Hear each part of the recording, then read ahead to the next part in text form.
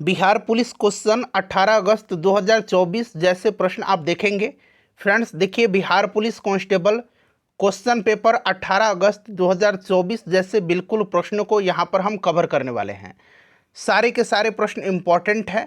और देखिए, बिहार पुलिस का जो एग्ज़ाम 7 अगस्त 2024 को और 11 अगस्त 2024 को जो लिया गया था, ठीक उसी पैटर्न पर और उसी लेवल पर आधारित हम लोग 100 इम्पॉर्टेंट क्वेश्चंस को यहाँ पर डिस्कस करेंगे।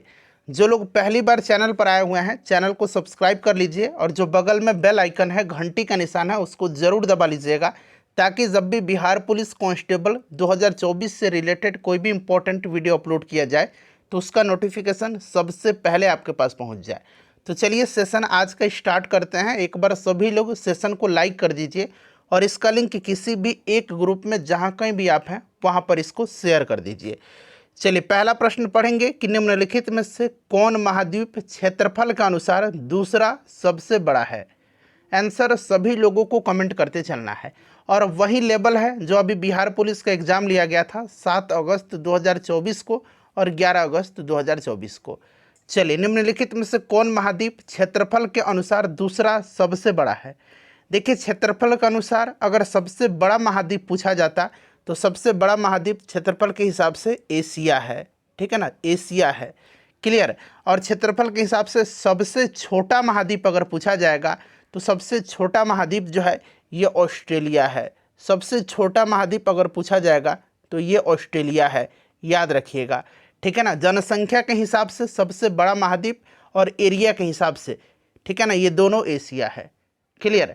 यहाँ पर पूछा गया है कि क्षेत्रफल के अनुसार दूसरा सबसे बड़ा, तो दूसरा जो है ये अफ्रीका हो जाएगा। अफ्रीका यहाँ पर option number B right answer हो जाएगा। चलिए अगला प्रश्न देखिए, पूछा गया है कि साफ रातें मेघीय रातों की अपेक्षा अधिक ठंडी होती है, इसका कारण क्या है। साफ रातें मेघीय रातों की अपेक्षा अधिक ठंडी होती है, बताइए। देखिए, विकिरण के कारण मेघीय रातों में पृथ्वी का तापमान मेघों से परावर्तित होकर के पुनः पृथ्वी पर लौट आता है और वायुमंडल गर्म बना रहता है, जबकि साफ रातों में विकिरण के चलते पृथ्वी की ऊष्मा उत्सर्जित होकर के ऊपर चली जाती है और रात ठंडी रहती है। तो यहाँ पर करेक्ट आंसर ऑप्शन नंबर आपका बी हो जाएगा, विकिरण के कारण। चलिए, और आज ही मैंने एक और सेट कराया हुआ है, जिन्होंने नहीं देखा है 100 प्रश्न वाला देख लीजिए, वो ज़्यादा इंपॉर्टेंट है और हर सेट से 4-5 प्रश्न आपके एग्जाम में मिलेंगे, आप आकर के मिला लीजिएगा। देखिए, निम्नलिखित में से किस युग्म का मिलान यहाँ पर सही दिया गया है, बताइए किसका मिलान यहाँ पर सही दिया गया है। तो यहाँ पर देखेंगे भूमध्य क्षेत्र, भूमध्य क्षेत्र में आपका जाड़े में वर्षा, ऑप्शन नंबर यहाँ पर बी राइट आंसर हो जाएगा। ठीक है ना, यहाँ पर option number B right answer हो जाएगा। देखिए, भूमध्य सागरीय जलवायु भूमध्य सागर के चारों ओर पाई जाती है और यहाँ जाड़े में वर्षा होती है और ग्रीष्मकाल जो होता है, जाड़े में वर्षा होती है और ग्रीष्मकाल शुष्क होता है। जाड़े में वर्षा होती है और ग्रीष्मकाल शुष्क होता है। ठीक है। चलिए, उसके बाद देखिएगा कि दामोदर नदी निकलती है। दामोदर नदी कहाँ से निकलती है, बताइए राइट आंसर क्या होगा। दामोदर नदी जो है इसका उद्गम कहाँ से है, तो पलामू में जो लातेहार जिला है ना पलामू का, ठीक है, वहीं से यह निकलती है। छोटा नागपुर के पठार से इसका जो है उद्गम होता है, तो छोटा नागपुर पठार से। ठीक है।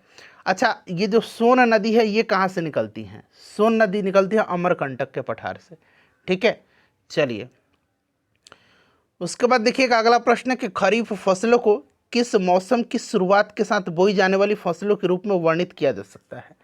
बताइए, खरीफ फसल, खरीफ और रबी आपको पता है ना, तो खरीफ फसलों को वर्षा के मौसम की शुरुआत के बाद बोई जाने वाली फसलों के रूप में वर्णित किया जाता है। जैसे कि अभी आप देखेंगे कि अभी आपका धान रोपा हो गया है, ठीक है ना, आप देख सकते हैं बाजरा, ठीक है, मूंगफली, ज्वार, अरहर। ठीक है, तो यहाँ पर आप देख सकते हैं right answer option number B हो जाएगा। चलिए फ्रेंड्स, उसके बाद नेक्स्ट क्वेश्चन है कि भारतीय संविधान को अपनाया गया था। भारतीय संविधान को, संविधान सभा से प्रश्न बन रहा है, ठीक है ना, इस चीज़ को आप ध्यान रखिएगा। ऑलरेडी मैंने आपको कराया हुआ है। और बिहार के जितने भी आपके वन्यजीव अभ्यारण्य हैं, पक्षी विहार है, झील हैं, झरना है, जलप्रपात है, जलकुंड है, जितने भी आपके पहाड़ पर्वत हैं, सब मैंने आपको कवर कराया हुआ है, जाकर के देख लीजिएगा। राइट आंसर यहाँ पर ऑप्शन नंबर यहाँ पर क्या हो जाएगा, ए हो जाएगा, ठीक है ना, संविधान सभा के द्वारा। अच्छा, संविधान सभा का पहला अधिवेशन मैंने बताया था 9 दिसंबर 1946 को हुआ था, और इसके अध्यक्ष जो थे ये अस्थायी अध्यक्ष थे, अस्थायी अध्यक्ष बिहार से ही थे, सच्चिदानंद सिन्हा थे, ठीक है ना। उसके बाद होता है दूसरा 11 दिसंबर 1946 को, इसमें अस्थायी अध्यक्ष चुना गया था डॉक्टर राजेंद्र प्रसाद जी को, ठीक है ना। इस चीज़ को आप याद रखिएगा। संविधान निर्माण में 2 वर्ष 11 माह और 18 दिन का समय लगा हुआ था, ये प्रश्न पूछा गया है, ठीक है ना। इस चीज़ को आप ध्यान रखिएगा। और मूल संविधान में आपको 395 अनुच्छेद और 8 अनुसूचियाँ थी, इसे भी आप याद रखेंगे, ठीक है फ्रेंड्स। चलिए, 26 नवंबर 1949 को भारतीय संविधान सभा के द्वारा जो आपका संविधान अपनाया गया था, 26 नवंबर को अंगीकार किया गया था। नीली क्रांति का संबंध, मैंने आपको श्वेत क्रांति कराया हुआ है, हरित क्रांति कराया हुआ है, बादामी कराया हुआ है, सब कुछ जितने भी क्रांति हैं। तो नीली क्रांति का संबंध मत्स्य उत्पादन से है, ठीक है ना फ्रेंड्स। चलिए, उसके बाद नेक्स्ट क्वेश्चन करेंगे कि भारतीय संविधान के, और ईमानदारी पूर्वक आप लोग अपना अपना स्कोर बता के जाइएगा, ठीक है ना। चलिए, उसके बाद देखिएगा कि भारतीय संविधान के निम्नलिखित अनुच्छेदों में से कौन सा अनुच्छेद राज्य की सरकारों को ग्राम पंचायतों को संगठित करने का निर्देश देता है। मोस्ट इंपॉर्टेंट क्वेश्चन है। ये आता कहाँ है, तो राज्य के नीति निर्देशक सिद्धांत में, ठीक है ना।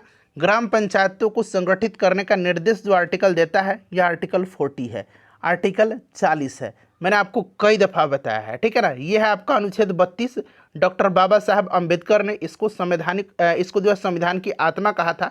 और आर्टिकल 32 में क्या है, संवैधानिक उपचारों का अधिकार है, ये भी इंपॉर्टेंट है, याद रखिएगा आप, ठीक है फ्रेंड्स। चलिए, उसके बाद नेक्स्ट क्वेश्चन है हमारा, देखिए, न्यायिक पुनरावलोकन का अर्थ यह है कि सर्वोच्च न्यायालय। अब थोड़ा सा न्यायिक पुनरावलोकन के बारे में जान लीजिए। देखिए, न्यायिक पुनरावलोकन जो है ये लिया कहाँ से गया है, तो अमेरिका के संविधान से। कहाँ से लिया गया है, इसको लिया गया है अमेरिका के संविधान से। और न्यायिक पुनरावलोकन का अर्थ क्या होता है, आपको 2 ऑप्शन यहाँ पर दिख गए, पहले आप पढ़ लीजिए इसको, ठीक है ना, ध्यानपूर्वक, ठीक हो गया। चलिए, और न्यायिक पुनरावलोकन संबंधी सर्वोच्च न्यायालय की शक्ति संविधान के किस आर्टिकल में है, तो आर्टिकल 13 में है। तो देखिए, किसी भी राज्य के कानून को अवैध घोषित कर सकता है। न्यायिक पुनरावलोकन संबंधी ये सर्वोच्च न्यायालय की जो शक्ति है संविधान के आर्टिकल 13 में है, ठीक है ना। आर्टिकल 13 के तहत इसको उपबंधित किया गया है, क्लियर ना। संसद या राज्य विधानमंडल के द्वारा पारित किसी कानून की वैधता की जांच सर्वोच्च न्यायालय कर सकता है, और मूल अधिकारों पर आघात करने वाले कानून को वह अवैध घोषित कर सकता है। प्रश्न को एक बार और देख लीजिए, ठीक है। न्यायिक पुनरावलोकन का अर्थ यह है कि सर्वोच्च न्यायालय, मैंने आपको बता दिया कि किसी भी राज्य के कानून को अवैध घोषित कर सकता है। चलिए, एक कल्याणकारी राज्य के निदेशक आदर्श कहाँ पर वर्णित हैं, कल्याणकारी राज्य की बात कर रहा है, तो इसका मतलब क्या है, ये राज्य के नीति निर्देशक में है, ठीक है ना, राज्य के नीति निर्देशक में। ऑप्शन नंबर यहाँ पर ए राइट आंसर हो जाएगा, ठीक है ना। राज्य के नीति निर्देशक के अंतर्गत संविधान के अनुच्छेद 38 जो है, अनुच्छेद 38, ठीक है ना, इसमें स्पष्ट किया गया है कि लोगों के कल्याण के लिए सामाजिक व्यवस्था सरकार जो है आपका सोशल ऑर्डर सुनिश्चित करेगी। चलिए, उसके बाद देखिएगा कि भारत के राष्ट्रपति को उसके पद से हटाया जा सकता है। तो सिंपल सा बात है, उसको पद से कौन हटा सकता है, तो ये संसद हटा सकता है, ठीक है ना। आर्टिकल 61 जो महाभियोग है, और महाभियोग की प्रक्रिया आपको पता है संसद में लाया जाता है, चाहे कोई भी सदन हो, चाहे वह लोकसभा हो या फिर राज्यसभा हो, ये सब आपको पता है, ठीक है ना फ्रेंड्स। इस चीज़ को आप याद रखिएगा।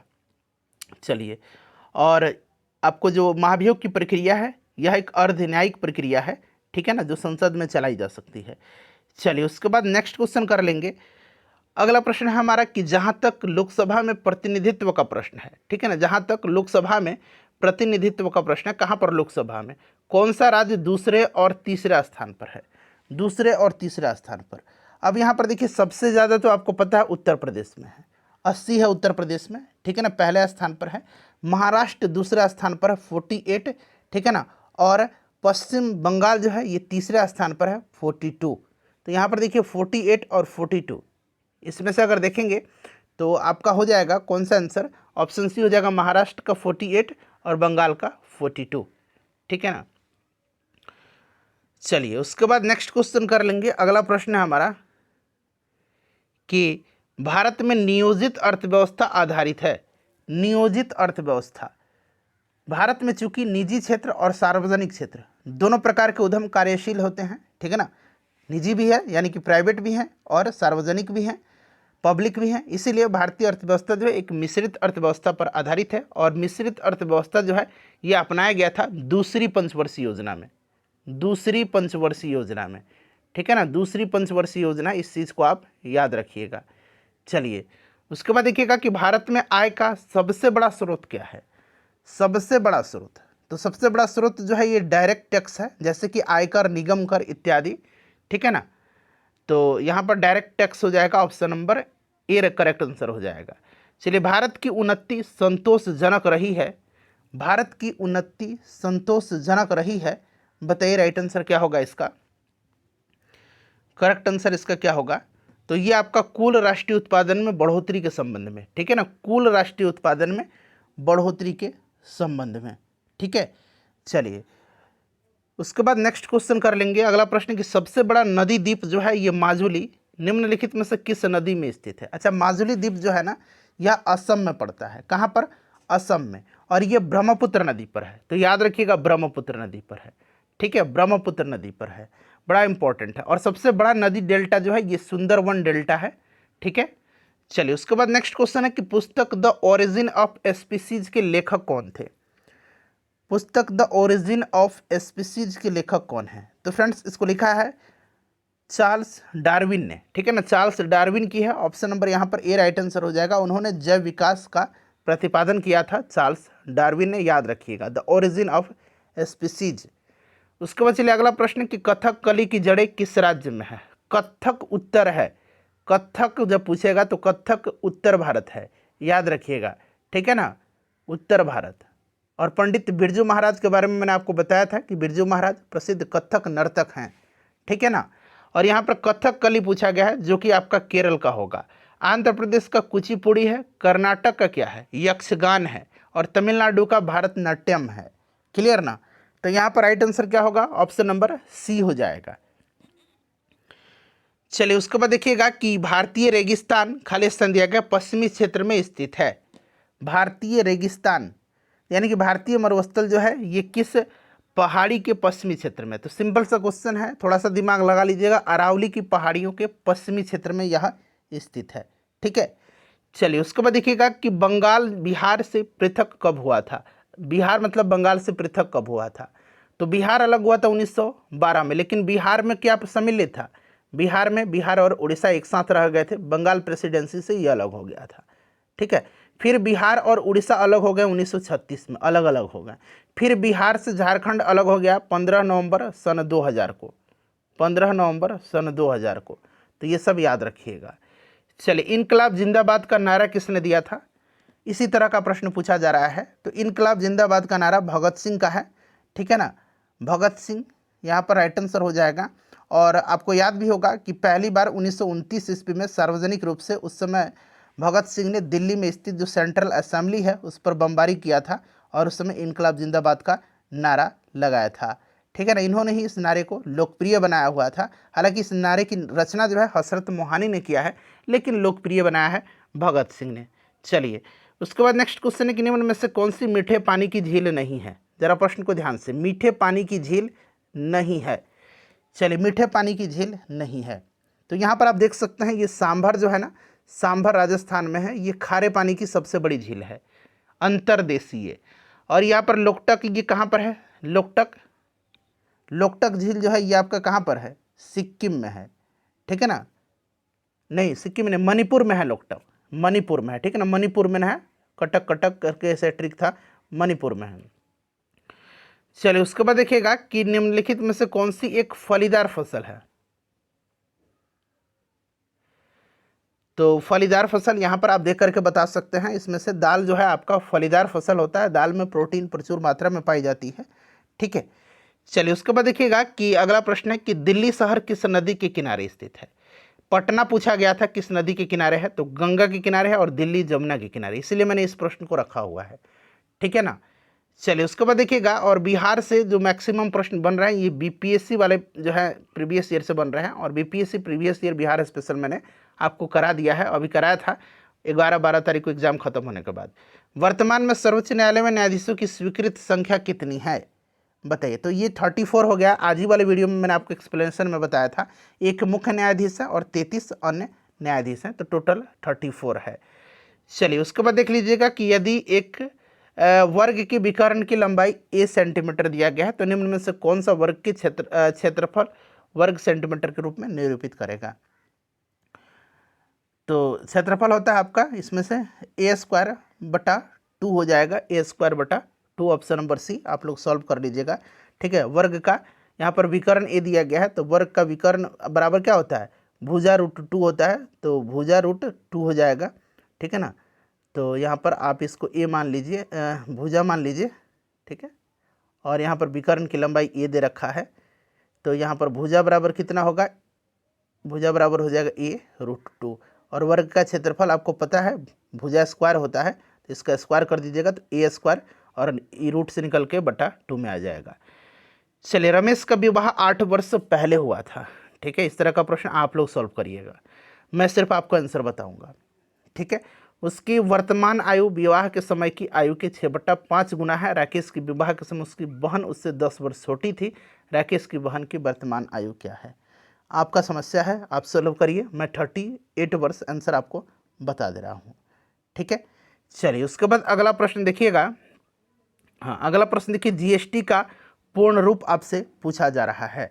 चलिए बताइए, फटाफट बताइए कि जीएसटी का पूर्ण रूप क्या है। सब लोग आंसर कमेंट करिए कि जीएसटी का पूर्ण रूप क्या है। तो जीएसटी का पूर्ण रूप होता है आपका गुड्स एंड सर्विस टैक्स। क्या होता है, गुड्स एंड सर्विस टैक्स। याद रखिएगा जीएसटी का पूर्ण रूप क्या होता है फ्रेंड्स, तो जीएसटी का पूर्ण रूप होता है आपका गुड्स एंड सर्विस टैक्स। चलें आगे बढ़ते हैं, अगला प्रश्न कर लेंगे। ठीक है ना, चलिए, नर्मदा नदी मध्य प्रदेश में कहाँ से निकलती हैं, नर्मदा नदी। चलिए यहाँ पर देख लीजिएगा फ्रेंड्स कि नर्मदा नदी मध्य प्रदेश में कहाँ से निकलती है, तो करेक्ट आंसर हो जाएगा आपका अमरकंटक की पहाड़ियों से। ठीक है ना, और आपको पता है कि नर्मदा और ताप्ती नदी, मैंने कई बार आपको बताया कि नर्मदा और ताप्ती नदी जो है ये आपका एस्चुरी का निर्माण करती हैं, ये डेल्टा नहीं बनाती हैं, ये एस्चुरी का निर्माण करती हैं। ठीक है ना, एस्चुरी का निर्माण करती हैं, याद रखिएगा। चलिए, विश्व का बृहत्तम डेल्टा निर्मित है, तो अभी मैंने आपको बताया था कि विश्व का जो बृहत्तम डेल्टा है यह आपका है गंगा और ब्रह्मपुत्र नदी के द्वारा निर्मित जो सुंदरवन डेल्टा है।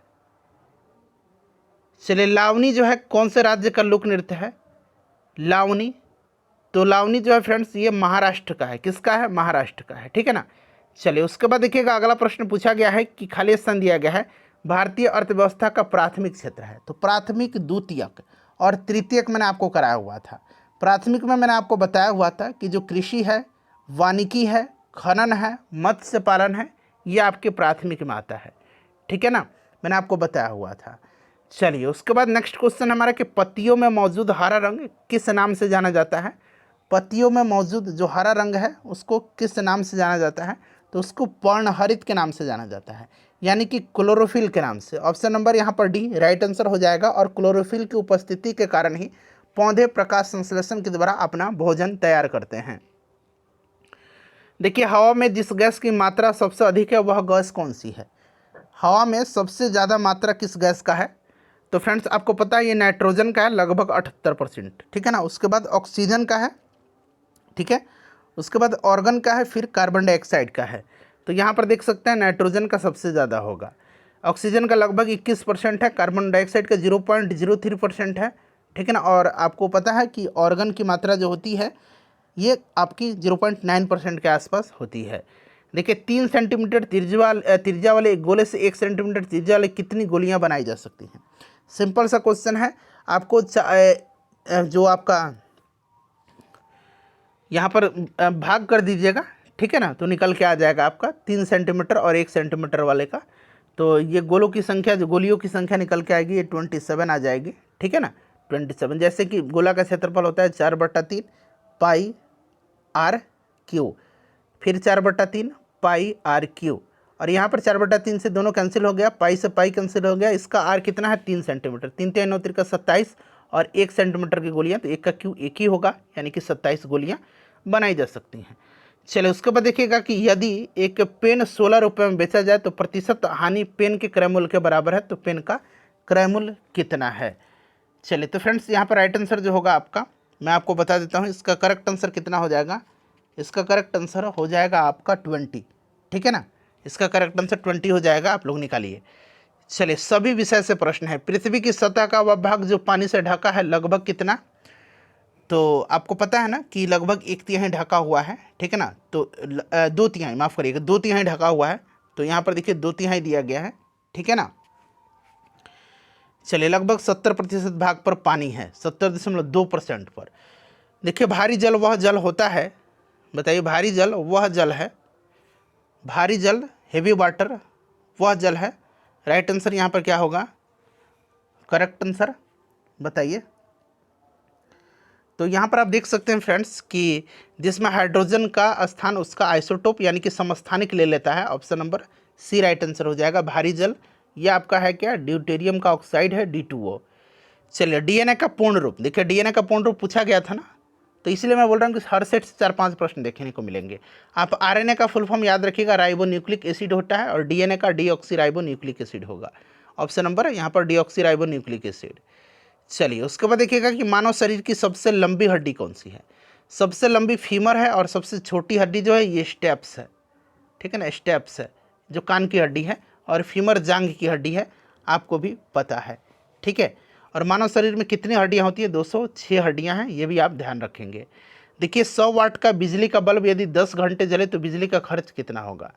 तो मैंने आपको बताया था कि सब ऊपर जितना भी कुछ दिया रहेगा उसको लिख कर और नीचे 1000 से आप गुना कर दीजिएगा। तो 10 से 10, 10 से 10 कट गया, यानी कि 1 बटा ये नहीं, यहाँ पर 100 है ना, 100 का तो एक और जीरो आएगा ना यहाँ पर, तो आपका 1 यूनिट हो जाएगा ना। ये जीरो से ये भी जीरो कट गया, तो 1 यूनिट 1 इकाई। चलिए पानी का घनत्व अधिकतम होता है, कल के लिए काफ़ी इंपॉर्टेंट क्वेश्चन है ये। चलिए पानी का घनत्व 4 डिग्री पर अधिकतम होता है, 4 डिग्री सेंटीग्रेड पर। तो यहाँ पर देखिए 4 डिग्री, और आयतन न्यूनतम भी इसी टेम्परेचर पर होता है जल का। उसके बाद देखिएगा कि भूपर पट्टी में सर्वाधिक पाया जाने वाला तत्व कौन सा है। सर्वाधिक बताइए, राइट आंसर क्या होगा। तो ऑक्सीजन है सबसे ज़्यादा पाया जाने वाला तत्व, ठीक है ना, ऑक्सीजन राइट आंसर हो जाएगा। चलिए उसके बाद नेक्स्ट क्वेश्चन करेंगे। यहाँ पर मैथ का मैं बता दे रहा हूँ आंसर आपको, 44 का 31 किलोग्राम यहाँ पर आंसर होगा। चलिए सूर्य के प्रकाश को धरती की सतह पर पहुँचने में लगने वाला समय कितना है। तो लगभग 8.5 मिनट लगता है ना, 8 यहाँ पर देखिए 5 मिनट दिया गया है, ठीक है ना लगभग। और चंद्रमा का लगभग 1.3 सेकंड, 1.3 मतलब कहने का मतलब है कि उतना समय लगता है मिनट का। देखिए उसके बाद देखिएगा कि स्टील को कठोरता प्रदान करने के लिए बढ़ाई जाती है। तो स्टील को जो है कठोरता प्रदान करने के लिए उसमें क्या बढ़ाई जाती है, कार्बन की मात्रा, ठीक है ना। स्टील या इस्पात को कठोर बनाने के लिए लोहा में कार्बन की मात्रा बढ़ाई जाती है। चलिए क्रोमेटोग्राफी, ये बड़ा इंपॉर्टेंट है। क्रोमेटोग्राफी क्या है, तो देखिए क्रोमेटोग्राफी की तकनीक से जो होता है ना, इससे हम लोग पृथक्करण करते हैं, ठीक है ना, पृथक्करण करते हैं और एक मिश्रण से पदार्थों को अलग करने में, यहाँ पर देख सकते हैं आप, ठीक है। चलिए एक गेंदबाज को लगातार 15 मैचों का यहाँ पर आपका विकेट दिया गया है, तो इस आंकड़े का बहुलक आपको निकालना है। तो सबसे ज़्यादा जो होगा वहीं तो बहुलक है, काउंट करिएगा तो सबसे ज़्यादा मेरे ख्याल से 2 ही होगा, 1 2 3 4, 4 बार है ना, 2 ही है। 5 यहाँ पर देखिए 3 बार है, तो 2 ही आंसर होगा, एक बार आप भी काउंट करिए। चलिए 14 भुजा वाले एक बहुभुज के सभी आंतरिक कोनों के मापों का योग का मान क्या होगा, बताइए। तो ये अंतःकोण का माप जो होता है ना, n-2 × 180 होता है। n मतलब नंबर ऑफ भुजा है, तो यहाँ पर 14 भुजा है, 14 में से 2 जाएगा, यहाँ पर 14 - 2 गुना 180, तो 14 में से मतलब 2 गया तो 12 बच गया, और 12 गुना 180 आप कर दीजिए, तो 12 गुना 180 कितना हो जाएगा, 2160 डिग्री, ठीक है। तो देख सकते हैं आप यहाँ पर दिया गया है। चलिए किस विकसित देश के पास कोई नाभिकीय कार्यक्रम नहीं है, और बड़ी अच्छी बात है। तो यह विकसित देश कौन सा है जिसके पास कोई भी नाभिकीय कार्यक्रम नहीं है। तो फ्रेंड्स यह कंट्री जो है, यह कौन सा देश है, तो याद रखिएगा यह देश जो है फ्रेंड्स, यह नॉर्वे है, ठीक है ना, नॉर्वे के पास नहीं है। उसके बाद देखिए पृथ्वी की ऊपरी परत पर खनिज, जल, गैस तथा ह्यूमस के मिश्रण को क्या कहते हैं? पृथ्वी की ऊपरी परत पर खनिज, जल और गैस तथा ह्यूमस की जो मिश्रण है उसको हम लोग स्वैल बोलते हैं, यानी कि मिट्टी बोलते हैं। मिट्टी ही बोलते हैं ना, मिट्टी बोलते हैं। ठीक है, याद रखिएगा। चलिए, और चट्टान के टूटने से भी मिट्टी का निर्माण होता है। नेक्स्ट क्वेश्चन कर लेंगे। अगला हमारा क्वेश्चन है कि स्वतंत्र भारत की सबसे पहली बहुउद्देशीय परियोजना कौन सी है? बहुउद्देशीय नदी घाटी परियोजना। ठीक है, तो ये दामोदर नदी घाटी परियोजना है, जो कि अमेरिका का टेनेंसी नदी घाटी परियोजना से प्रभावित था। ठीक है, टेनेंसी जो परियोजना था, टेनेंसी नदी घाटी परियोजना, ठीक है ना, कहाँ का? अमेरिका का, उसी से ये प्रभावित था, दामोदर। चलिए, भाखड़ा नांगल जो है ये किस नदी पर है? सतलुज नदी पर है। हीराकुंड जो है ये किस नदी पर है? महानदी पर है, उड़ीसा में। ठीक है, चलो उसके बाद देखिए निम्नलिखित में से किसे मरणोपरांत भारत रत्न प्रदान नहीं किया गया है? मरणोपरांत, तो यहाँ पर आप देखेंगे कि मरणोपरांत नहीं दिया गया है। राइट आंसर बताइए क्या होगा? तो यहाँ पर देख सकते हैं आप डॉक्टर जी.के. कर्वे को, ठीक है ना, बाकी रामचंद्रन को, कामराज को, लाल बहादुर शास्त्री को मरणोपरांत दिया गया है। लेकिन यहाँ पर जो है आपको डॉक्टर जो जी.के. कर्वे हैं उनको जो है 1958 में भारत रत्न पुरस्कार दिया गया था उनकी सभी वर्षगांठ पर, और 1962 तक इनका जीवन काल रहा था, तो इनको मरणोपरांत नहीं दिया गया। और सबसे पहले मरणोपरांत जो है लाल बहादुर शास्त्री जी को भारत रत्न दिया गया था। ठीक है, चलिए उसके बाद नेक्स्ट क्वेश्चन हमारा कि लोकसभा के लिए कोरम कितना होगा? तो सिंपल सा बात है, 1/10 होता है जो कोरम, जो लोकसभा की गणपूर्ति है, कोरम है उसके लिए, तो 10वां भाग, ऑप्शन नंबर यहाँ पर बी राइट आंसर हो जाएगा। ठीक है, चलिए, और लोकसभा में क्रमशः जो होगा ये आपका मतलब 55 होगा और राज्यसभा में 25 होगा। चलिए उसके बाद देख लीजिएगा कि संविधान सभा का चेयरमैन मतलब कौन थे? संविधान सभा के चेयरमैन बताइए। संविधान सभा के अध्यक्ष तो डॉक्टर राजेंद्र प्रसाद ही तो अध्यक्ष थे। 11 दिसंबर 1946 को जो दूसरी बैठक हुई थी, ठीक है ना, उसमें इनको अध्यक्ष चुना गया था। और राजेंद्र प्रसाद संविधान सभा के प्रारूप समिति के भी संचालन समिति के भी अध्यक्ष थे, और प्रारूप समिति के अध्यक्ष बाबा साहब अम्बेडकर थे, आपको भी पता है। चलिए उसके बाद देखिएगा कि घाटे की वित्त व्यवस्था का क्या अर्थ है? घाटे की वित्त व्यवस्था, इससे तात्पर्य क्या है? तो घाटे की वित्त व्यवस्था से तात्पर्य जब सरकार की आय उसके द्वारा किए जाने वाले व्यय से कम हो। ठीक है ना, तो यहाँ पर इसका करेक्ट आंसर बता दीजिए क्या होगा? तो right answer option number A हो जाएगा, बजट घाटे की तरह। ठीक है ना, बजट घाटे की तरह। चलिए उसके बाद देख लीजिएगा कि निम्नलिखित में से किस देश ने द्वितीय विश्व युद्ध में पर्ल हार्बर पर आक्रमण किया था? तो पर्ल हार्बर पर जो है अमेरिकी की नौसेना जो आपका बेस था पर्ल हार्बर पर, ये जापान ने आक्रमण किया था, और इसी आक्रमण के बाद जो है अमेरिका द्वितीय विश्व युद्ध में शामिल हो गया था और इसको तबाह कर दिया था जापान को। अलंग नामक प्रसिद्ध शिप स्क्रैपिंग यार्ड कहाँ पर है? अलंग, यहाँ पर जहाज़ों को तोड़ा जाता है, ठीक है ना, और यह जहाज़ तोड़ने की दुनिया की सबसे बड़ा केंद्र है। और ये कहाँ पर है फ्रेंड्स बताइए? अलंग जो है ये गुजरात के भावनगर जिले में है, तो गुजरात होगा। मांडू की रानी रूपमती का संबंध किससे था? मांडू की रानी रूपमती का संबंध किससे था? तो ये मालवा के शासक राजा बाज बहादुर की पत्नी थी, रानी रूपमती। ठीक है ना, तो बाज बहादुर से यहाँ पर करेक्ट आंसर हो जाएगा। तो देखिए ऑप्शन में बाज बहादुर आपको ऑप्शन नंबर बी में आप देख सकते हैं। ठीक है फ्रेंड्स, याद रखिएगा। चलिए उसके बाद देखिएगा नेक्स्ट क्वेश्चन कर लेंगे कि नाटो का मुख्यालय कहाँ पर है? अच्छा, नाटो के बारे में पूछा जाता है। इसकी स्थापना हुई थी 1949 में। इसका हेडक्वार्टर जो है ये ब्रुसेल्स में है, यहीं पूछा गया है। ठीक है ना फ्रेंड्स, चलिए, और अभी जो है नाटो का नया सदस्य देश कौन सा बना है? मैं आपको करंट अफेयर में कराया हुआ हूँ। ठीक है, आप मुझे कमेंट करके बताइएगा। निम्नलिखित भारतीय वाद्य यंत्रों में से सबसे पुराना कौन सा है? इसमें से सबसे पुराना, तो विश्व का सबसे पुराना वाद्य यंत्र जो है ये आपका वीणा है। वीणा है, ठीक है ना, और वीणा का उल्लेख तो हिंदू के जो धार्मिक ग्रंथ हैं उसमें भी किया गया है। हमारे धार्मिक ग्रंथ जो हैं उसमें किया गया है। और माँ सरस्वती स्वयं वीणा बजाती थी, यह आपको भी पता है। ठीक है ना, चलिए, और आपको पता है ना कि सितार और तबला का आविष्कार किसने किया था? अमीर खुसरो ने किया था। ठीक है, चलिए उसके बाद देखिएगा कि विश्व का विशालतम जीवित प्राणी कौन सा है?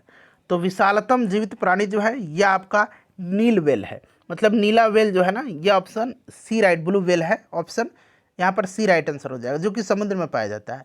और विश्व का विशालतम अगर स्थलीय करके पूछ लेता तो यह आपका हो जाता कौन सा, अफ्रीकी हाथी। चलिए, भारत के उत्तरी छोर और दक्षिणी छोर के बीच की दूरी जो है अनुमानित लगभग में आपको बताना है, पूरा एग्जैक्ट कोई ज़रूरी नहीं है। तो यहाँ पर देखिए भारत का अगर हम बात करते हैं तो उत्तर दक्षिण लंबाई है आपका 32-14 किलोमीटर, ठीक है ना, और पूरब से पश्चिम की जो है 29-33 है, ठीक है। तो यहाँ पर आपका उत्तर दक्षिण पूछा गया है तो 32-14 लगभग में याद रखिएगा। निम्नलिखित में से कौन परतदार चट्टान बनाता है? परतदार चट्टान कौन बनाएगा? तलछट के घनीकरण से, ठीक है ना, तलछट के घनीकरण से परतदार चट्टान का निर्माण होता है, जबकि मैग्मा के घनीकरण से, मैग्मा के घनीकरण से आग्नेय चट्टान का निर्माण होता है, आग्नेय चट्टान का, ठीक है ना, आग्नेय चट्टान का निर्माण होता है। इस चीज़ को आप याद रखिएगा। चलिए, उसके बाद नेक्स्ट क्वेश्चन है हमारा कि अशोक ने बौद्ध धर्म के प्रचार के लिए विदेशों में किसे भेजा था? अशोक ने बौद्ध धर्म के प्रचार प्रसार के लिए विदेश में अपने पुत्र, उनका पुत्र का नाम महेंद्र था और पुत्री संघमित्रा थी, उन्हीं को भेजा था। तो यहाँ पर देखिए संघमित्रा राइट आंसर हो जाएगा, ठीक है ना, संघमित्रा करेक्ट आंसर हो जाएगा। चलिए, और इनको श्रीलंका में भेजा गया था। चलिए, उसके बाद नेक्स्ट क्वेश्चन करेंगे कि विकास की प्रक्रिया में मनुष्य का सबसे निकटतम प्राणी निम्नलिखित में से कौन सा है? सबसे निकटतम प्राणी इसमें से कौन सा है? तो फ्रेंड्स ये आपका बंदर हो जाएगा इनमें से, ठीक है ना।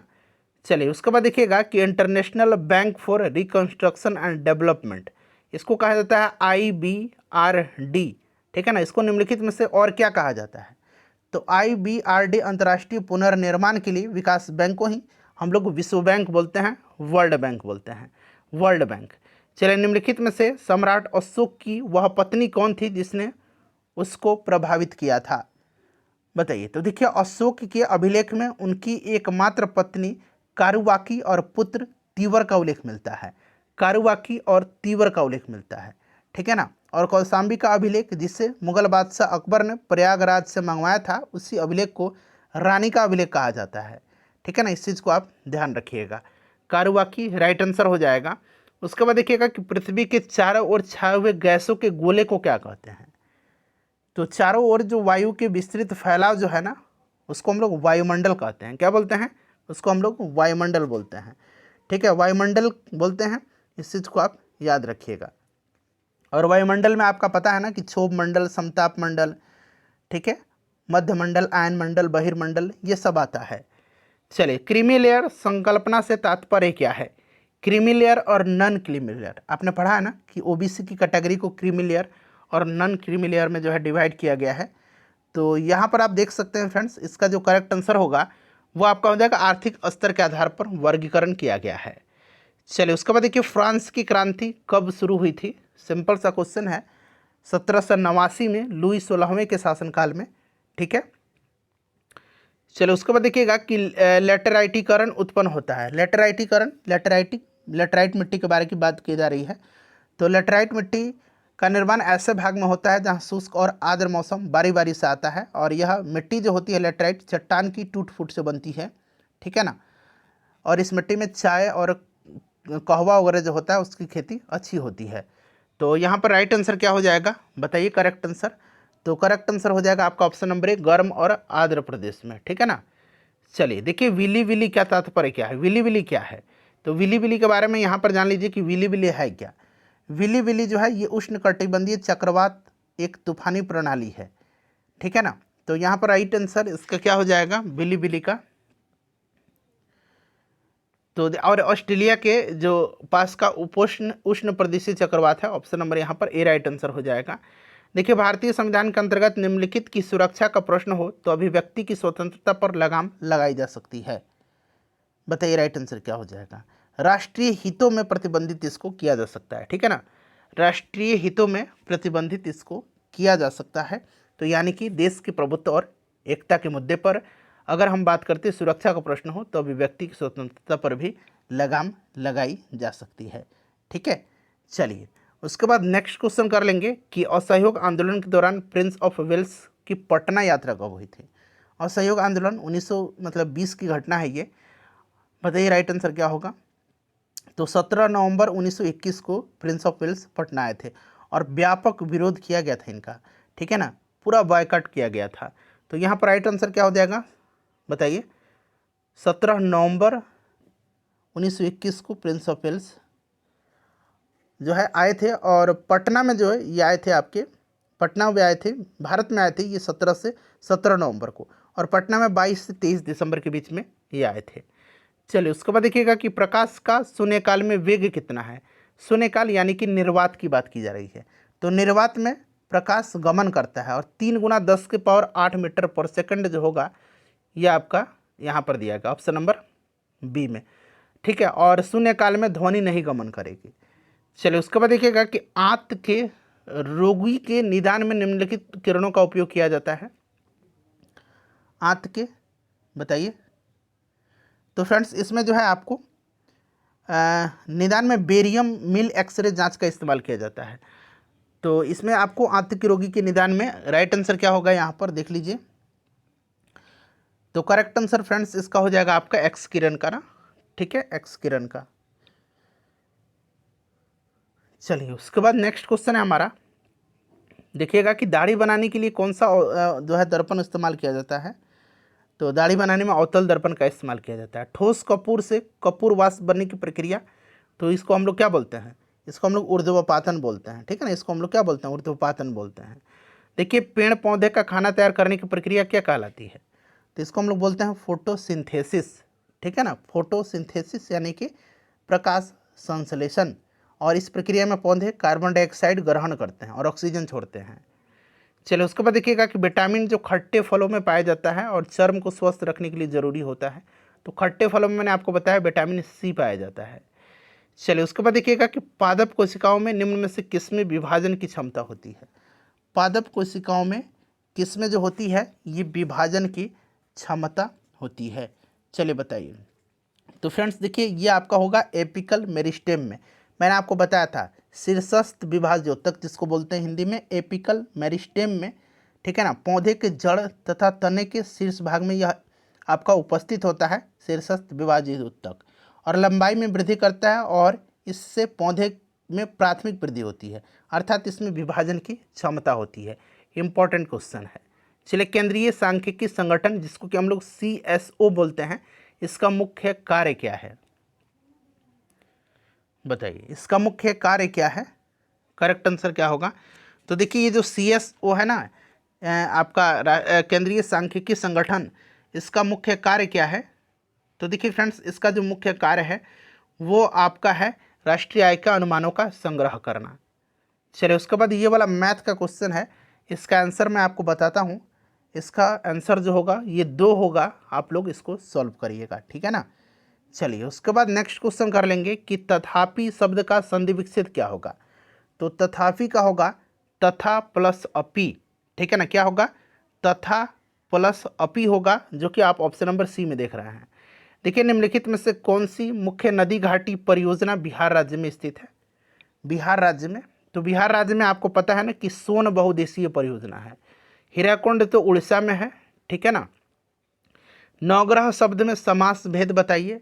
नवग्रह में, तो नवग्रह में जो है आपको पता है द्विगु समास है, ठीक है ना, द्विगु समास है, इसमें संख्या आ रहा है 9।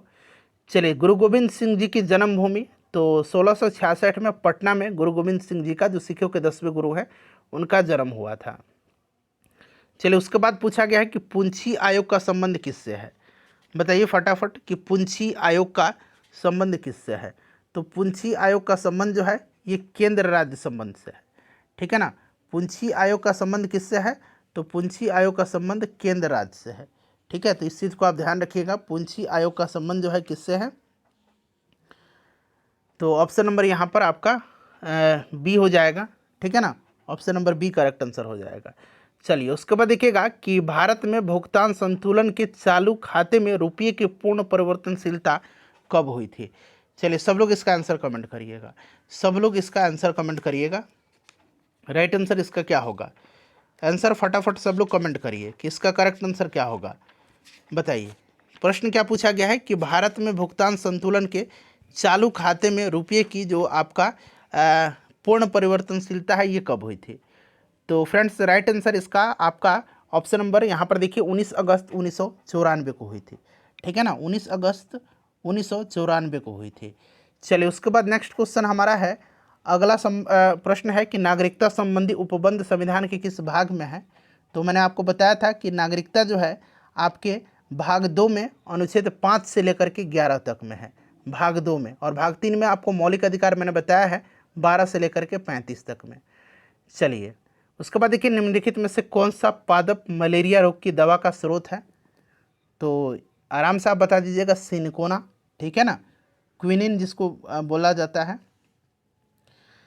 चलिए उसके बाद नेक्स्ट क्वेश्चन है कि प्रसिद्ध भारत छोड़ो का प्रस्ताव पारित कब हुआ था? तो ये आपका पारित हुआ था 8 अगस्त 1942 को बम्बई के ग्वालियर टैंक में अखिल भारतीय कांग्रेस कमेटी की बैठक में। ठीक है ना फ्रेंड्स, याद रखिएगा। और उसी समय गांधी जी ने कोरोया मरो का नारा भी दिया था। चलिए उसके बाद देखिएगा, ये मैथ का क्वेश्चन है, सिंपल मैथ का क्वेश्चन है। आंसर मैं आपको बता देता हूँ, 6 दिन में अपना स्कोर बताइएगा। देखिए डी मॉर्गन लॉ का अनुसरण करता है, डी मॉर्गन लॉ का। तो डी मॉर्गन लॉ का इसमें से कौन सा अनुसरण करता है? तो देखिए इसमें से डी मॉर्गन लॉ का जो अनुसरण करता है ऑप्शन नंबर डी हो जाएगा। विश्व खुशहाली दिवस कब मनाया जाता है? तो विश्व खुशहाली दिवस 20 मार्च के दिन मनाया जाता है। उसके बाद देखिएगा आपका 97 का राइट आंसर क्या होगा? तो इसका करेक्ट आंसर जो होगा फ्रेंड्स वो आपका निकल के आएगा 5। 98 का देखिए दक्षिण अमेरिका की सबसे लंबी नदी। तो दक्षिण अमेरिका की सबसे लंबी नदी जो है ये अमेजन नदी है। ठीक है ना, दक्षिण अमेरिका के ब्राज़ील में जो बहने वाली अमेजन नदी है अपोहा क्षेत्र की दृष्टि से पहला और इस महादेश की सबसे लंबी नदी है। ठीक है, इस चीज़ को आप याद रखिएगा। और ये अटलांटिक महासागर में गिरती है। देखिए विश्व प्रसिद्ध जो लानोस घास का मैदान है निम्नलिखित महाद्वीपों में से किस में है? लानोस जो है ना फ्रेंड्स ये कहाँ पर है? लानोस जो है ये वेनेजुएला और कोलंबिया में पड़ता है, यानी कि दक्षिण अमेरिका में है। चलिए निम्नलिखित में से किसको दुग्ध शर्करा भी कहते हैं? दुग्ध शर्करा, तो फ्रेंड्स दुग्ध लैक्टोज को कहा जाता है। अपने स्कोर बता दीजिए, इसको लाइक कर दीजिए और इसको शेयर कर दीजिए फ्रेंड्स।